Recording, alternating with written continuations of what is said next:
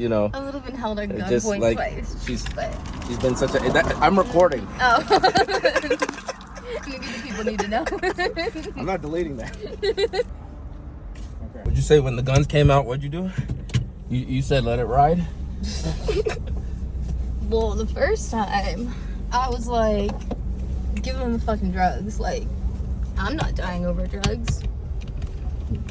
The second time, let me definitely put my seatbelt on because you talking about some crazy wild shit right now.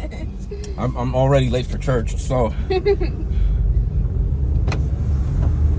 Second time, I was in Miami. That was like the first and last time I ever went to Miami. I was held at gunpoint. I didn't have anything on me, so there was nothing for him to take from me, but he took a phone from somebody else, one of the people that I was with. And then that guy ended up getting mad at me and gave me a black eye because we were held at gunpoint. I thought we were talking about like spiritual stuff. Well, you asked. I mean, I guess your soul did almost leave its body, so. Yeah. It's a spiritual experience. You get closer to God after you're held at gunpoint. You're like, wow, you know, the Lord is my shepherd. No, yeah, for real. My savior. Oh. Man, put that window up, man. We can't hear shit with that. God. Acting like you hot. I mean, it's not an act. Is that?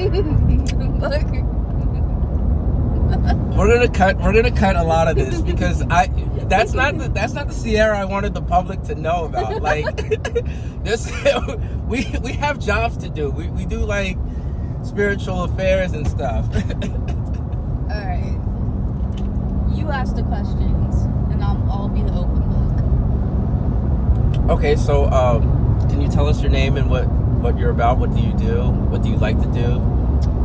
Well, my name is Sierra. I'm 26 years young. I like to cook. It's my love language. I like cooking for other people and for myself. I love reading. I love writing. I love poetry, more specifically. Sometimes I write short stories too. Just really depends. Yeah, I would say that's like the borderline. What I can give to y'all. All right. I started, I did a Reiki 1 and 2 minute, and I plan to further that into 2-3 and then become a Reiki master. I think what I'm doing now is kind of just working my way up to be able to work on other people. I've done little things here and there for other people, but mostly for my dogs, my animals. What type of dog you have? What type of dog you have? Dalmatians, the best kind. I had 9 dogs at one point. My 2 dogs had puppies, so 9 dogs. Now I'm down to 4. I have my older girl, my older boy, and then I have a boy and a girl puppy left. Oh, this is good. This is gonna be good for promo. If you need a puppy, hit me up. No, for real, yeah. No, like actually. You got one more left, right? 2. 2? Yeah, I have 2. Oh, yeah, you haven't. Oh fuck! Someone's actually gonna come pick one up today. Actually, no, I'm only gonna have 1 left. Yeah. I forgot about that. He actually hit me up last night, so I guess I have 1 left. He's gonna come grab Lottie, the girl. But yeah. Has he got a boy puppy? He had a boy dog who passed away, so he's kind of looking for.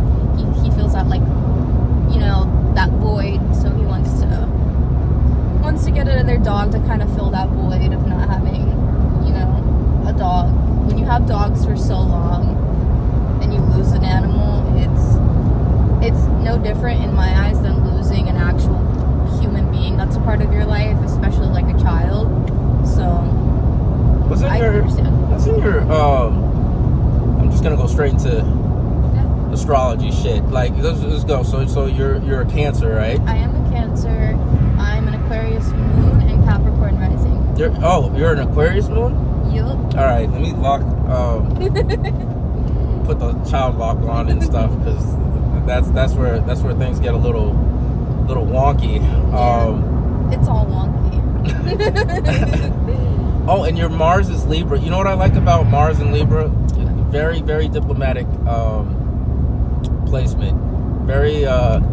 You tend to naturally want to see both sides of situations. And that is very true. It's just very it's very automatic. Even if you feel strongly about a certain position, you're always waiting figure out the other side and kind of weigh the options before you just like decide on like something. Like you have to hear everything. It's very true. And I also, because of that placement, like I naturally have a lot of compassion. So I would say the quote unquote villain in certain people's stories, I'm able to understand and get down to the root cause of why is this person this way, and then I'm able to have more compassion, understanding, versus just being, the normal average person would be like, well, fuck this person. No, they're wrong. They did this. But I'm definitely like, well, I wonder what happened in their childhood that made them progressively become who they are now, because no one is inherently born evil or bad. So I feel like that placement allows me to also hold more space, have more compassion and empathy for those people who your average Joe wouldn't be able to accept. And just wait, as that energy grows, dude, you're gonna be very passionate about justice.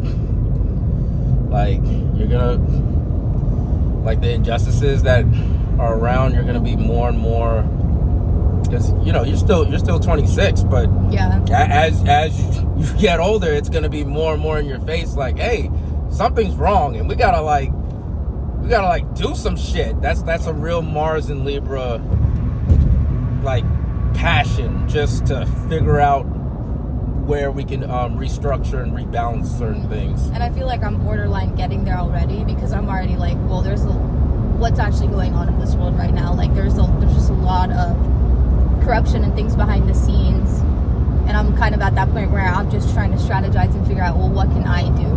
What can I personally do? Because I believe we all can do something. But yeah, I'm still trying to figure that out. But kind of want to go back to what we were saying before. I have a friend who is I forgot, like, it would be like criminal defense investigator, Sam. And she, like, something that really like helped me also further into like the compassion and the ability to like hold space for the people that most people can't, is something that she had said to me.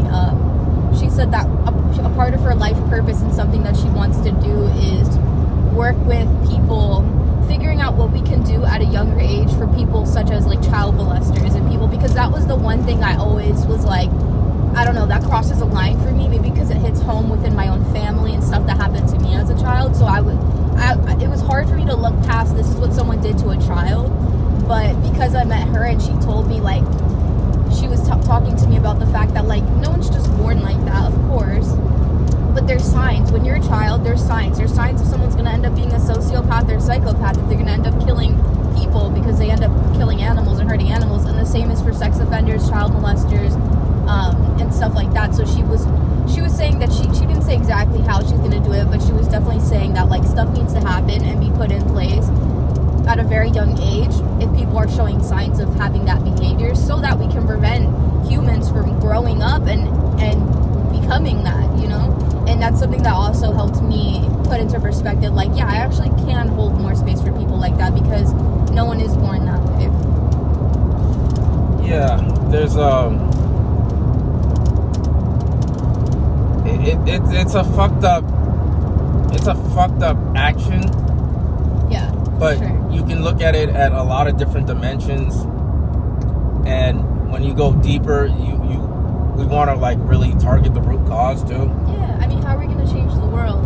How are we really going to change the world and all evolve into this vibration and into the 5D if we don't start from childhood? Because